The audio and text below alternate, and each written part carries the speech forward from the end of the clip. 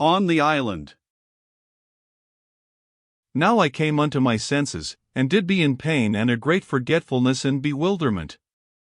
And I strove that I rise, but did be held by a strange force, that did be surely my weakness, as I to know afterward. And I was upon my back, and a little sound did be near me, as that something did pant. And I turned my head very slow, because that I did so lack of strength. And lo! I saw that the maid did be anigh to me, and did be yet naked, and did pant, and pushed hard and desperate with a great pole, which did be surely that one which I had cut when that the humped men came upon us. And therewith I remembered all, and perceived that I did be upon the raft, and the maid to push the raft along with the pole. And, at that, I made a little sound with my mouth, but the maid not to hear me, for she did look backward, as I should think to the shore, and her face did be very set and anxious, and there to be a far noise of howling, that I knew to be the voices of the humped men, and so to perceive that the maid had come unto her senses, and had gat me somewise to the raft, whilst that I did yet be swooned. And thus to save me ere the humped men had come. But, in verity, how she did this thing, I never to learn, neither she to know, but only that her love did give her a great and desperate strength that she saved me, that did be her man. And afterward, mine own maid did tell me how that she had come into her senses, and did be there upon the earth, and somewhat did be upon her breast, and she saw that it was my head which did be heavy upon her, and I to be surely gone out from this life, for I was so still. And she came from under me, and did ease me out upon the earth, and her heart nigh brake, because that I was so be-bled, and my blood to have stained all that did be near. But when she had gat me restful, she saw that I did surely live, and a great hope to spring in her heart. And oft, as she had eased me, she had looked about, and there did be naught to the sight, save the body of the humped man and I, and the others dead about and upon the flat-topped rock, as you to mind. And she ran then very speedy to the raft, and brought water from the river in my headpiece, and she dashed the water upon me, but I to have no power to come unto my senses. And lo! In that moment, she to know by some subtle telling of the Spirit, that there came some danger anigh, and she then to make that she save me, or that we die both of us together. And she strave with me, and did carry and draw me that weariful way unto the raft. And she gat me onto the raft, and she ran then for the pole that did be beside the rock, and whilst that she took the pole, she perceived her torn garments, that did be yet in the hands of the humped man, even as she had slipped them to escape him. And she caught the garments very hasty from the hand of the man, and ran then to the raft, and she pushed the raft out from the shore, and leaped aboard, and behold! As she made to use the pole, there came a sound out of the wood. And there ran from the wood the two humped men that did yet live, and they to have tracked her, after that she did run from them, and they ran downward to the shore, very silent and intent upon her, but she to work with an utter despair, and to have the raft a good way out, ere they did become. And surely, they either to have no power of swimming, or to know that there did be a dread in the water, for they made not to come after, but did stand and stare very stupid, and afterward to howl, and this howling I did hear when that I was come unto myself upon the raft, as you do know. And by this telling, you to be so wise as I, for more I know not, save odd things that I did learn afterward, that did but set my love more wholly unto mine own maid, and these to have been but small matters of love thoughts that we did have together, and scarce clear unto my remembering. And lo! Even as I harked unto the howling of the humped men, the sound did grow more faint and far off, for the maid worked very desperate with the pole. And I did feel that I would help her, but yet was so alack, and surely, even as I did mean to rise, I was gone again utter from my senses, and that dear naked one did pilot me safe and loving unto the safe harbouring of the little island, that you do mind, and had no thought unto herself, but only that she saved me. And I to be there, scarce off ward from my death, and to have no knowing of aught, and no more power to help or to be a shield unto mine own, but did be only an helpless man, that had surely died, save for the care of my beloved. Yet did I fight a good fight, and have alway a great joy in the remembering. Now, I mind nothing very clear after this for a great time, but only of pain and weariness, and of half-wakings and times when I did know not, and others when that I did be awake, yet did have no realness, either in myself or in any land or place, and all to come back strange and vague, yet with a constant knowing that there went love about me, and a great and gentle watchfulness, So that I was eased when that the black mists of my weakness did uprise about me to swamp me, and I was made to no hope, when that unknown despairs did live stealthy within me. And lo! There came a time when I waked, and did be freed of uncertain burdenings and peculiar woes, and that still haze through which great achings did come constant upon me. And surely, I was laid very nice upon somewhat that did be soft, and there went a sweet quietness about me, and an healthful drowse did grow in my bones. And slowly I perceived that the maid did kneel beside me, and did look upon me with so great a love and gladness that it did be as that I drank in health and a drowsy joy and peace. And surely, she stooped and kissed me with an utter gentle love upon my mouth, and her tears to go sweet upon my face, and truly I kissed her again, with an utter content. And she took my head in the comfort of her arm, and gave me somewhat that I drink, and when I had drunk, she kissed me once again, so light as that a pretty wind did blow hushed upon my lips. And my head she made easy, and lo! I was gone over unto sleep, even as she tended me. And thrice do I mind that this to happen, and at the third time, I knew that my strength was come something into me again, and I moved my hand a little, this way and that, and she to know that I did need her to hold my hand, and she to do this, and I to go into sleep again, even while that I looked sleepy, yet with all my love, into her eyes. And when I waked for the fourth time, I did whisper that I loved her, and surely she broke into a sudden weeping, and did hold my hand very dear against her breast. And when I waked for the fifth time, I did know how things did be about me, and that I did lie naked in the cloak, and did be all bandaged about my body, and the bandages, as I did know afterward, did be from the torn garments of the maid.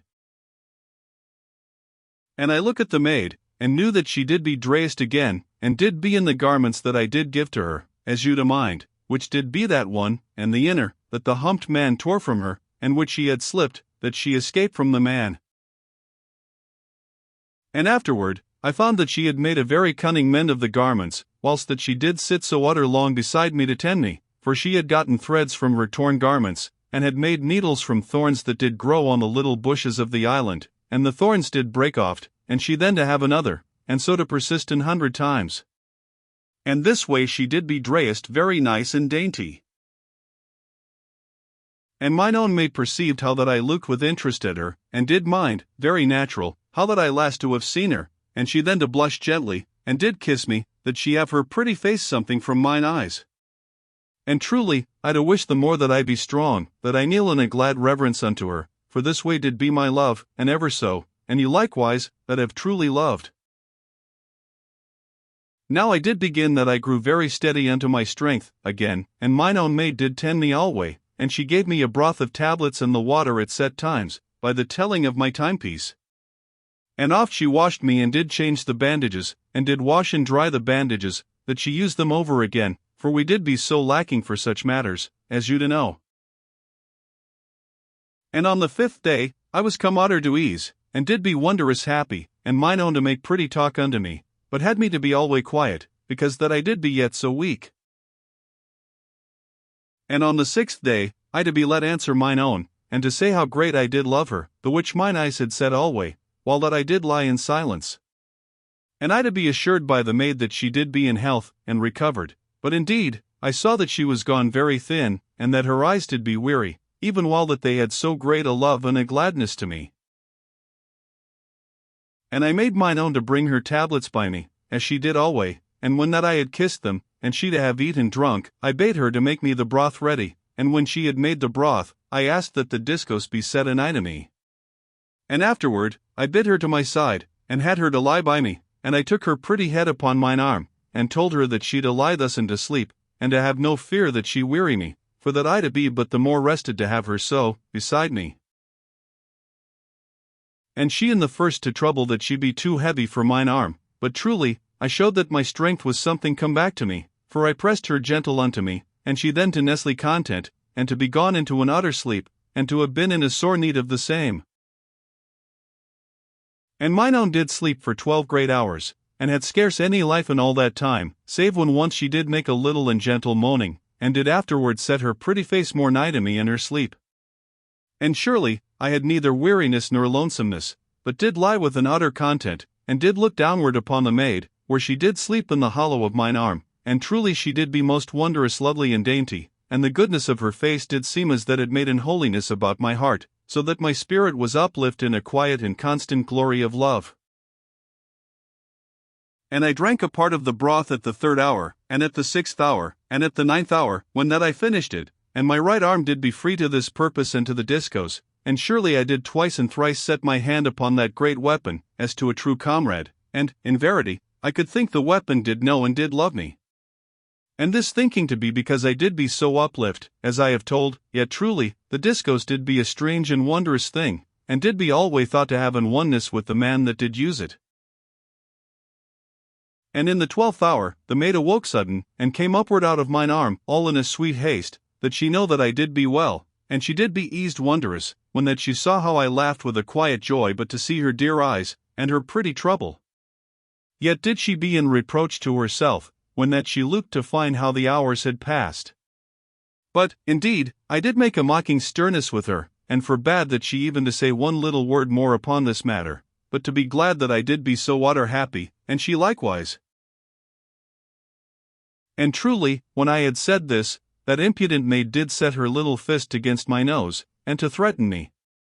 And, in verity, I laughed so hearty that the maid did be in fear I should set my wounds again to bleed, and did reproach herself again, but, in truth, I came to no harm. And when that I could speak, I asked the maid whether that there had been brothers to her, because that she did play so natural. And this I asked, not thinking, and lo! In a moment I perceived my thoughtlessness, but said not, save to take the hand of mine own, that she no utter that I did not be heartless. And she to nod very quiet, and afterward kissed my hand, and slipped from me. And I knew that she was gone a little way off, lest she weep, and I did be in trouble for her and for mine alackness, but truly I could do naught, only that I called very gentle unto her. And she to return soon, and did smile loving and cheerful upon me, but, indeed, I saw that she covered her weeping, whilst that she had made me new broth. Yet, before I would take the broth, I would have her to mine arms, and she to submit very glad and happy, but to keep her pretty weight from me, lest she hurt my woundings. And afterward, we both to eat, and be happy in glad talk. And presently, I did sleep, but would have her to be nigh to me, even though she did be wakeful, and so we to be utter content together. Now, the 7th day, as it might be called, was a wondrous happy time, and when I waked, the maid did be sleeping as a child to my side, and her face nestled against me. And she'd awaken in a moment, for thus had she drowsed and watched through all the hours whilst that I had slept. And we then to eat and to drink together, after that mine own had made me easy with a gentle washing and care.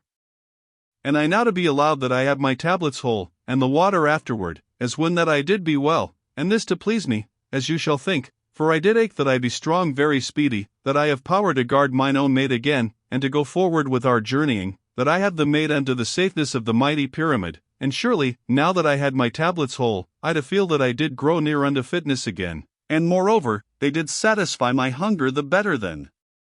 the broth. And the maid to give me my tablets oft, so that I eat a great many, and I did make her to count, and surely there did be sufficient, if that I get strong pretty quick. And so I made no refusing of the tablets, for I did need them, that I make blood again within me, else should I be lacking, when that there came any need in I. And we kissed each the tablets of the other, and did drink from the same cup, and did be utter happy, and did be part like children, but also to be man and maid. And presently, the maid did shift my bandages, as alway, and washed me proper, and had me into comfort. But she did keep me alway very low-lying, and truly I scarce to mind, for I was not gotten enough of my strength, to give me to feel irked. And further, as you shall think, there did be that lovely one with me alway, and did make sweet quips unto me, and talked and did laugh, and oft did come into singing, for she did be so sweetly joyed that I was in life and did mend so proper. And afterward, she went off from me a little, to her toilet, but I to ask that she be so swift as might be, and she to promise very merry, and she came back in a little while, and her hair to be in a lovely cloud about her shoulders, and her pretty feet yet to be bared from her bath, which she had in a pool beyond some bushes, and she to say that I did be so impatient a man, that she to be forced that she do the half of her dressing with me, but truly, she came this wise only because she to know how I did delight in her thus, and to watch the way that she set up her abundance of hair, and she to be hungry also that she be with me, and to love me that I watch her, even while that there did be oft a little and quaint stirring of shyness in her dear heart. And I had her to come beside me, and to sit an eye to my hand, and I made presently that I did scold her, because that she had no proper care to her pretty feet, and I bid her to set her feet toward me, that I looked the more close at them. And she to be a pretty rogue, and did think I to mean to kiss them, and truly not to think alway wrong, but I then to have another planning, for I had plucked a hair very sly from her head, and she but to have said an O to me, and to have thought no more. But, indeed, when that she gave her feet to me, I held them so strong as I might, and I bound her pretty toes together with the hair, and surely she did be a captive unto me, and we to laugh, as that we to be both children. And afterward she stole back her feet from me, but, in verity, I knew that she had a wondrous heed that she brake not the hair that bound her, but did sit beside me bound in that pretty way, but yet to hide from me that she did not break the hair.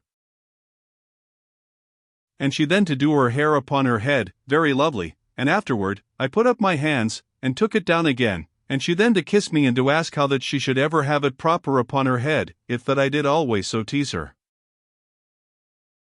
And she then to take her hair, and did set the abundance of it upon both sides of my face, and then to kiss me, as I did look up at her, from out of so much beauty.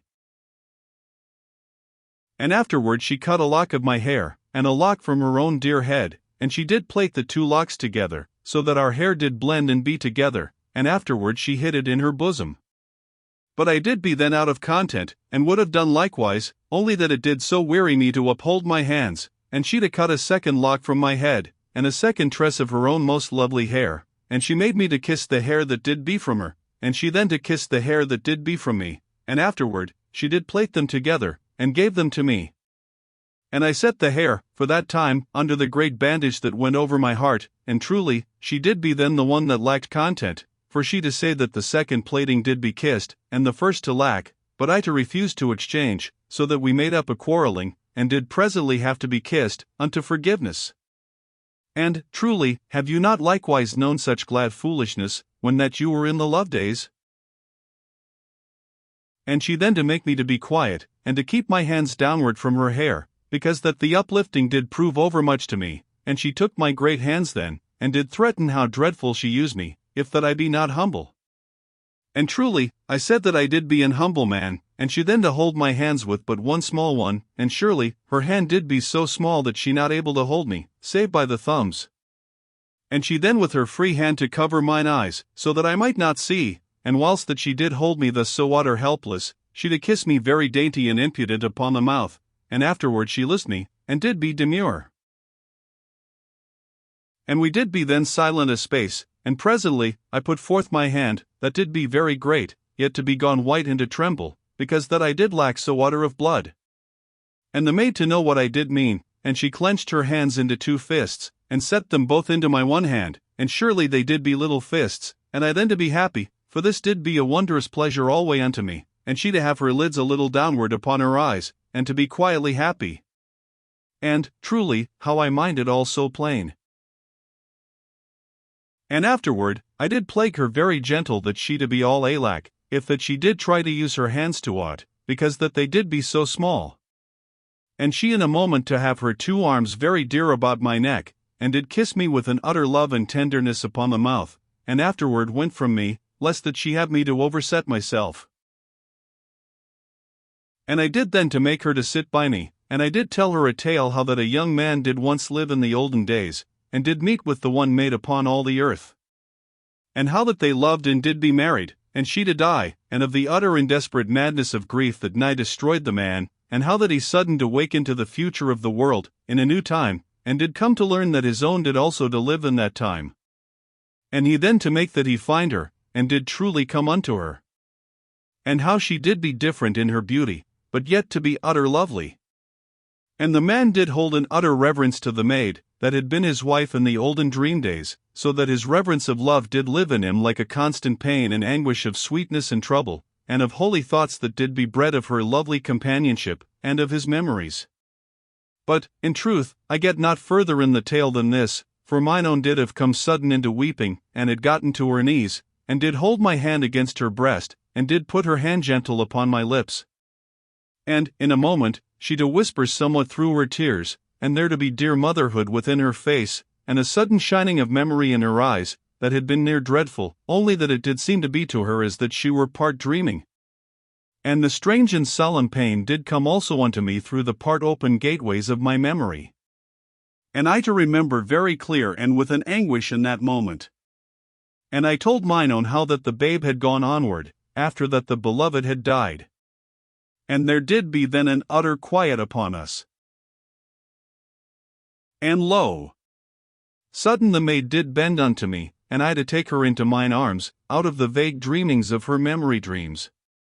But, ere she did become outward entire from the haze of the past, she to try to set somewhat into words concerning this memory vision of the babe, but some ways to be strangely dumb. And I did be silent likewise, because of all those things that did be between us forever and forever. And presently she kissed me, and was herself again, and she went from me to attend unto our food. Now, that did be truly a lovely day, for I to have gat sufficient of strength that I did be able to have interest, and talk with mine own maid, and she now to be well rest, and to have ease in her dear heart concerning me. And surely we oft to laugh, and did make jests utter glad and foolish. And indeed, I do mind how that I asked mine own an olden puzzle, that did come out of the vagueness of my memory dreams. And she to be like a person that doth hear a strange familiar thing, and lo! Sudden she to say, as that she gat knowledge from beyond eternity, that it did be when that he was a little horse. And you to know the jest, and to have troubled it oft at school, but, in verity, it did be a strange thing to have from our memories out of all the deep of time. And we, in truth, never in that age to have seen or to have known that ever there did be an horse, or to mind the likeness of one. And this to be but a little matter, yet of strange and peculiar interest, as you to agree. And, indeed, we did both to look one at the other, when that we had ended, and did wonder what an horse did be, yet in the same time did have a vague inward knowing. And so we to look ever backward through dim ages, and surely we gat presently from jests, unto solemnness, and the maid to be nigh again unto tears. And, in truth, I then to bring our thoughts and our speech forward from the abyss of the years, and did cease from memory dreaming for that time, and so to have the maid again in joy, yet mayhap something wistful odd whiles. And presently, I did tell the maid 100,000 things concerning the mighty pyramid, of which I had so oft said somewhat, but never to have gat so great a chance as this unto a plenty of time and so nice an oneness in the way that our minds did go. And surely, the maid did be eager in a moment, and did be hushed, and again to ask constant concerning all matters. And, in verity, there went a great while this way, and the maid to have an utter wonder and excitement of all that I to tell, for truly, it did be as that a man of this age should come downward from a great star in the heavens, and to tell of wonders and new things, and you to understand how she did feel. And of all things that did most have a happiness unto the maid, I to perceive that the great life and humanness of the millions to dwell within her imaginings as a cloud of warmth and quiet joy, for I did show this thing to her, so well as I was able, and, in truth, you shall tell me in honesty whether that I have made the same likewise clear seen unto you? And she, as you shall mind, did be a maid that had grown all her life in a refuge that did be shaken with hauntings, because that it lacked the power of the earth current to protect, and with a people that did be weak conceived through great thousands of years, and where love did bloom something faded, even in youth, and youth to have lack of the lifeblood of an utter joy, such as did be ours and likewise to many that did be of the mighty pyramid. Though, truly, there did go millions then, as now, that did never to know love, though the name did be in their mouths, and they to have belief that the sweet kernel did be in their hearts, but, in verity, this to be love, that your life shall bound in you with abundance, and joy dwell round you, and your spirit to live in a natural holiness with the beloved, and your bodies to be a sweet and natural delight that shall never be lost of a lovely mystery that doth hold a perfect peace each unto the need of the other, and all to be that there go round about you a wonder and a splendor all the days and the nights that you shall be the man with the woman with the man. and shame to be unborn, and all things to go natural and wholesome, out of an utter greatness of understanding, and the man to be an hero and a child before the woman, and the woman to be in holy light of the Spirit and an utter companion and in the same time a glad possession unto the man. And lo! If one to die, then the soul of the other shall fail, and that one never to have full life again, in that bitter parting. And this doth be the true human love, and all else that be not like to this with the man and with the woman, doth be but a borrowing of the name of love for that quiet desiring, which is but an endurance beside love, which doth be between they that be not mated both in their souls and in their bodies. And this telling to take no heed to those base joinings that be made for purposes of wealth or desire or other piteous ends, for, in verity, these to have no more dealings with the thing that I do tell upon, than hath the merchanting of goods, or the need of a glutton. But the thing that I do have upon my heart doth be the dear and uplifting power of love, which I to set forth in this mine own story, for, in truth, I to have known love, and to need death when that I be parted from mine own. Now, surely, mine own did come twice and thrice unto weeping, as I did tell of this thing and that, which did set her memory backward unto the ways of the lesser redoubt. And presently, I did cease from my tellings, because that she did so be gone into pain of her memories. But, indeed, she then to beg me that I go forward again, for, truly, she to need in the heart that she know, and to strive to be no more in grief for the telling. And I then to say on, and did tell upon the might and wonder and great olden delight of the underground fields, that were below the great redoubt, as you do know. And I told how that they went downward in 100 strange miles, that did be dug of the labor of millions and of the years of eternity. And I set out unto mine own concerning that there did be wondrous villages spread through that great and hidden country that did be in the underground, and how that great millions of the peoples did live there, and made a constant labor in those deep lands and countries, that did be truly so monstrous in all as in huge continent. And I showed mine own how that there did be wondrous processes that did be learned in the ages, and how that water did be made in chemistry, and truly she did nod to this, because that she did mind upon the powder that we did use, but truly the powder to have to be made in the first, as you shall think, and we but to advantage ourselves of that which did result, and I to speak to her of the making of the powder, rather than of the way that it afterward to make chemistry with the air, unto water.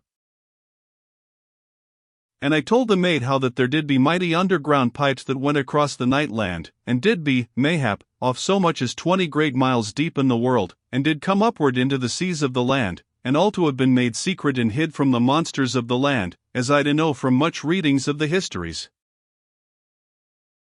And mine own then to tell me that they did lack to have any such great wonders below the lesser redoubt, but that there did be utter monstrous caverns, where that there had been alway a strange and uncouth country of husbandry, and lit from the earth current, and they also there to bury their dead.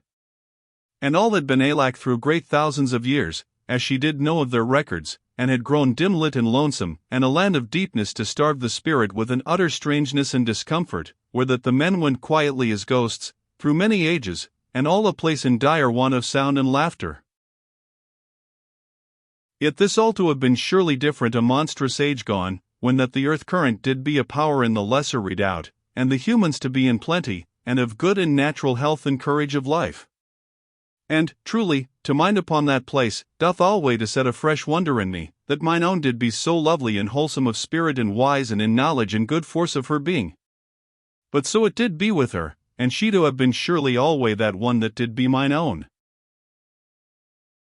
And I then to tell mine own maid concerning the lowest field, which did be the country of silence, and was the place of memory unto all the great millions, where did linger and bide the ghosts of 100 billion griefs and the drifted thoughts of sorrowful hearts, and there to live a great hallowedness and a mystery of silence and in holiness and a greatness, as that it did be the expressing of all that doth be noble and everlasting that ever did come out of the heart of man and all the lost dead of eternity, so that the spirit of a man did seem to go on great wings, unto lovely and splendid resolvings, if that he but to walk lonely a while in that country, that surely did be never lonesome unto the spirit. And lo! The maid did be all hushed, as I did speak, and did look downward unto me with her eyes very bright, and lovely with the thinkings and tears that did stir within her. And sudden she to ask whether that I did make my resolve to my journey, whilst that I walked in that place, and she to look very intent and beautiful upon me, as she did question. And, indeed, I saw that she to mean a lovely praise unto me, as you to perceive, and truly, I did feel a little strange, as that I did be both glad and shy in the same moment. And she then to ease me of any answer, for she gat upward upon her knees, and she put her 2 hands to the sides of my face, and bid me to look into her eyes and to know that she loved me with her soul and with all that did make her to be. And afterward, she kissed me very gentle upon the forehead, and did be then hushed a while, as that she to be in thought, yet oft she did look downward at me, and did have a beauty of love and honor within her eyes, so that they alway to shine, as she did look at me. And presently, the maid did sit again beside me, and slipped her 2 hands into the one of mine, as did be ever my desire, and she to love that she give me this delight, and likewise, she to have joy to herself in this lovingness. And we then again to have talk, and I did tell mine own somewhat of the history of the olden world. And she did have dim memories, as in dreams, of the days of light, yet scarce that she could believe it of truth. But she to have knowledge of the olden love days within her spirit, and to mind that there did be alway, as it did be, a lovely and golden light upon the world, but she not to know truly whether this to be but the holy glamour light that memory doth set about a past loveliness, and to have no remembering of the sun, but yet to be made ready by her memories unto believing. And I to know of certainty, but yet even I that do tell this my tale, did but perceive the days of the light, as in a far and vague dream, and to remember it but in the chief by the glory of lost sunsets that had cast in holiness upon my heart, and of the hush of dawns that had made ready my spirit in the gone ages to look quietly unto my death. And surely you to go with me in all this thing, and to have felt within your own spirit that uplifted wonder that doth shake the soul with the lost beginning and with the unknown end, when that you have looked through the sorrow of the sunset, and stood silent before the quiet voice that doth make promise in the dawn. But, in verity, we that had near lost our memory of the surety of these great wonders, did have memory of love, and this to be most beautiful unto my heart, for it but to show the more how that love doth live forever, and doth make in holiness in all places, and doth give companionship and satisfying, so that to have love, is to have all, and to have escaped this wonder is to have missed to have lived. And I to find then that mine own did have no knowledge of the way that the world did be in that future age, and did lack to know that there abode mightily above us in the everlasting night, the dead starkness of the world, where did be mayhap 200 great miles above us snow and the eternal desolation of a lost world, that did be once the lovely world of the olden days, which did be now given over unto night and silence. And mayhap there did wander upward their memory, and did go companioned by grief. But, indeed, I did delight to think that hope and love did build houses of joy about the dead, and there to be no true death, but only the dying of days. Yet, surely, this doth be sorrow enough unto the heart and the soul, if that they did be days when love did make a mystery of light about the spirit, and the beloved to have been an eye to make ever a sweet wonder unto the heart. But I to cease from these thoughts, for we to face our life brave and wise, and to take both the sorrow and the joy unto our developing, and to hold up the face with courage when that grief doth come anigh, and to see that we grow not to bitterness, but unto sweet wholesomeness. And there to be joy again, and we then the better able to have that delight into our hearts, for how shall joy ever to come truly again to that heart which bitterness hath made a place for the abode of sorrow?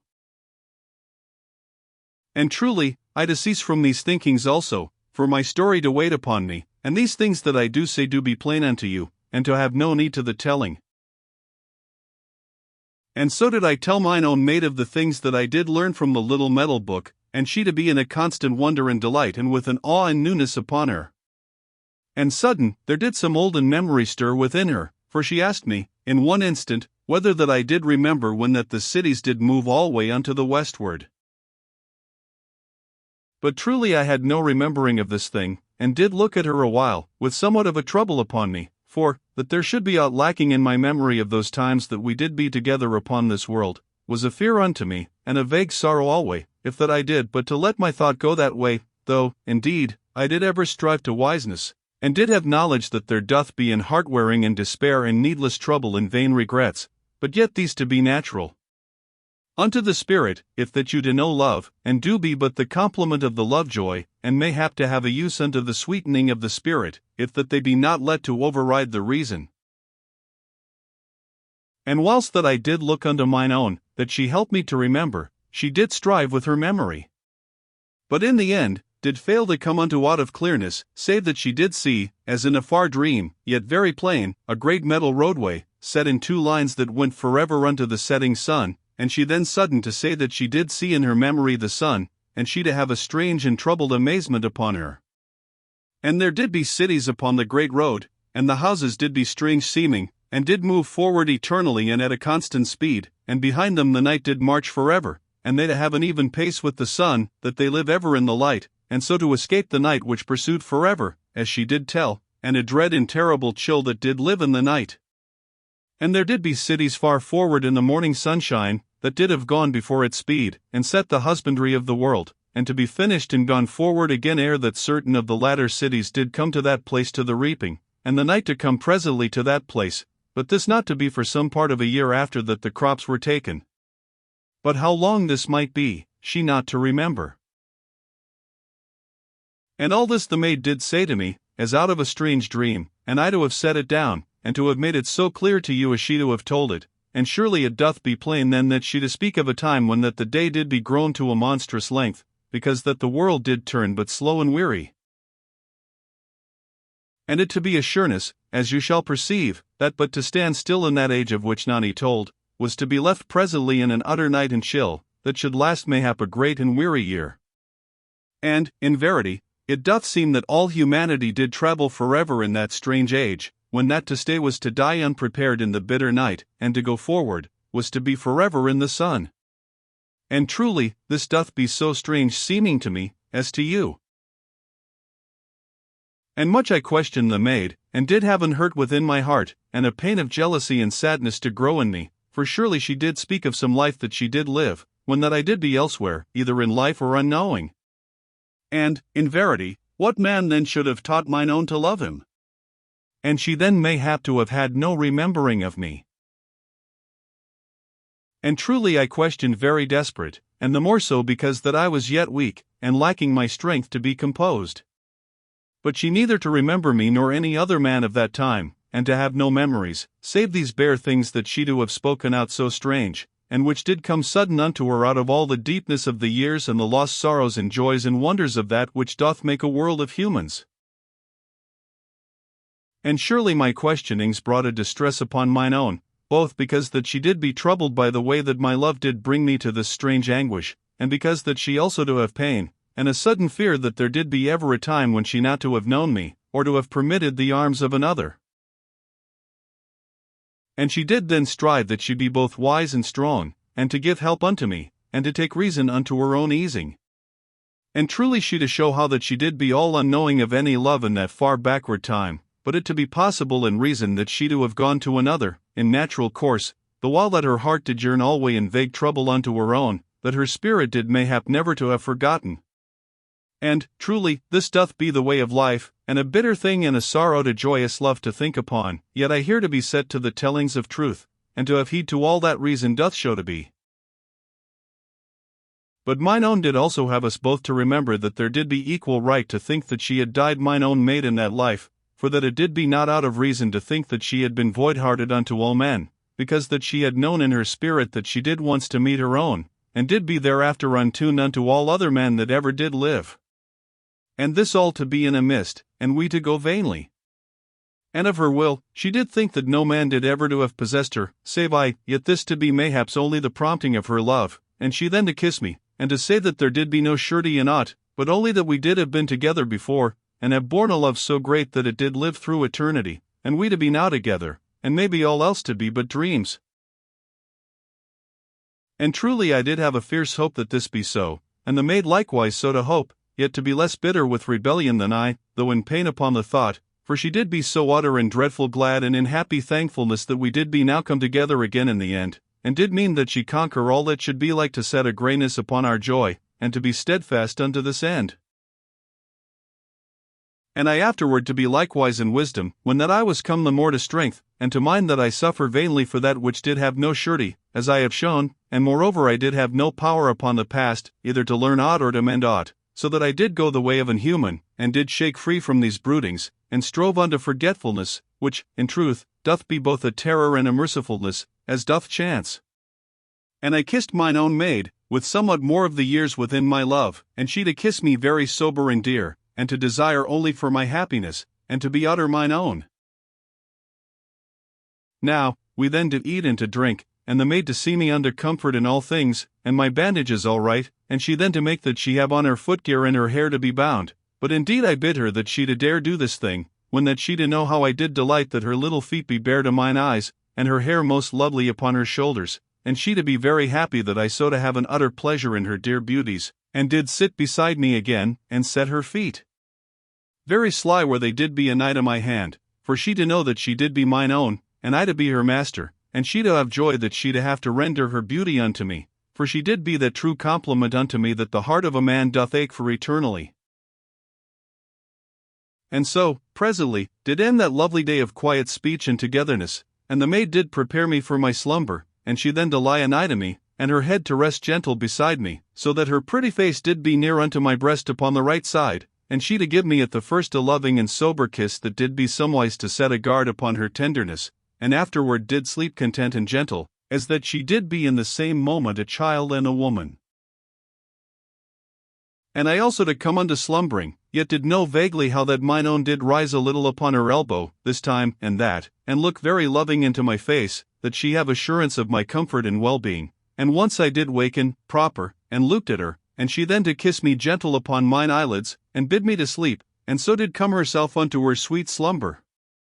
Now when that I did come to my proper wakening, I to hear the fizzing of the water, and to know that the maid did be risen a good while, and had made her toilets, as I perceived in a moment, when that she came unto me, for her hair did be in a lovely cloud upon her shoulders, all combed and made ready against my waking, and she to have bathed, as I supposed, in some warm pool that did be among the bushes upon the island, and she now to slip her footgear, that her feet be bare unto me, as I did love, and to stand a moment, and her eyes to twinkle gently. And I looked at her with love and honor in mine eyes, as you shall know, and she to have dancing of sweet pleasure in her heart, that I so to look upon her with holiness and with natural love, and surely the last doth be unnatural if that it do lack the first, but my love did burn upward out of my being, so that the flame of my spirit did light the fires of my heart, and my reason to add coals unto that fire that hath lived forever, and doth be as that it shall be never quenched. And mine own in a moment did kneel beside me, and, truly, someways in her deep intenseness unto me, for our love did make all the world holy, and she to be both uplifted and as that she must give all the humbleness of her heart unto the greatness of my love, and this she to feel, and her deep and utter love, to make it as that she did be all a passion of humbleness unto me, so that in her soul I did rise in that moment upon the wings of my love, and to seem that I did be all the world and all time and all place and all that ever she did need unto her.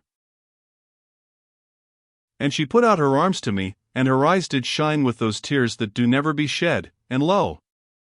In a moment, she did be upon my heart, and we two to be hushed together in content, for our need did be in the other.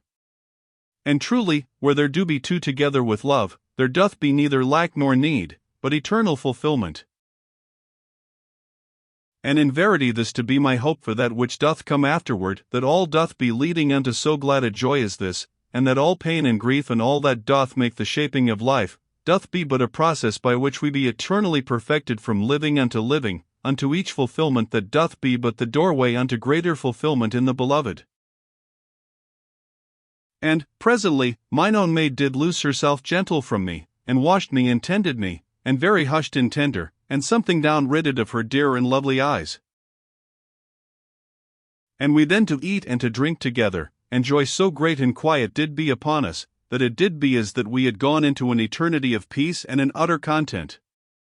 And surely, as the thought did stir in me, it did be of beauty that we did be both of us true unto the other, in that life, and I never to have kissed a maid, until that I kissed mine own, and she to have been likewise, and to have fended all men from her, because that they did be strangers unto her inwardness, and so we two to be so utter together, both in that our spirits did be knit, being each the complement of the other, and because that we had no secret pains of remembered things, to set any apartness between our hearts. And in verity, I to think back then upon my jealousies, that I have told, and to know that mine own did never to have given herself lightly to any, neither to have taken lightly, and her spirit to have been alway mine through all the everlasting, and mayhap this to be how all people shall come to be in the length of time, only that to us had come the great wonder that we did early meet, though this also to bring that utter pain, which doth seem to slay, when that once you have known the beloved, and to be parted. And so I to think, and did presently ponder with a great and strange pity upon they that did not yet have met the beloved, and they mayhap not to have kept all for the beloved, but to have been light with that which doth be the treasure, because that love had not come to show them that they did unknowingly squander the strange and holy glory which doth be the possession of they that shall come to the beloved and say, all that is thine have I kept for thee. And the beloved to know and to have peace in the remembering. But what doth be the peculiar sorrow of they that have gone over lightly, when that they shall meet the beloved, for then shall there be a constant and inward regret, as a thorn in the heart, that they not to have observed alway that holy care of all which doth pertain unto love, and they night moan in the spirit, if they had but known, if they had but known. Yet, in the end of their pain, shall they grow unto all loveliness, if that now they have truly come upon love, and to live with love, for this to be the especial glory of love, that it doth make unto all sweetness and greatness, and doth be a fire burning all littleness, so that did all in this world to have met the beloved, then did wantonness be dead, and there to grow gladness and charity, dancing in the years. And there to be yet one thing upon which, mayhap, I not to have thought sufficient, for it doth be this, that they who did err, as I have shown, shall be the greater for their pain, and let this be to cheer you, if that you have done foolishly, and thought not upon that day when the beloved shall come, for pain is but the voice of development or destruction, and truly you to suffer the first, if that love doth work in you, but truly, the more that you have lacked, the greater shall be your pain. For the more change there doth need be in you. And so would I have you now to think, and to know that the beloved shall come, and so shall you live in glad care of all your being, that you be able to come unto the beloved in that day, and to say with beauty and human joy in your heart, even as I have said, and thus shall you miss that bitter pain. But yet, truly, you to be like to heed not this, until that love doth come upon you, and I therefore to cease from this vain setting of mine inward reasonings. But truly, when that day be come, as I have told, you to know how that there went alway with me in this mine own story which I tell, the simplicity of truth, and how that I did be minded only that you to know, and thereby that you have gentle wisdom that you lay not up pain for that day. Yet, if you do lack to go with me, you to need that developing which shall then come upon you. And so shall you perceive how my thoughts did go to and fro, as I did eat with mine own, and so in the last I to find that I did think very serious, and I then to cast from me this pondering, and to have that utter joy which did be upon us, and to seem that it did fill all that strange country of seas.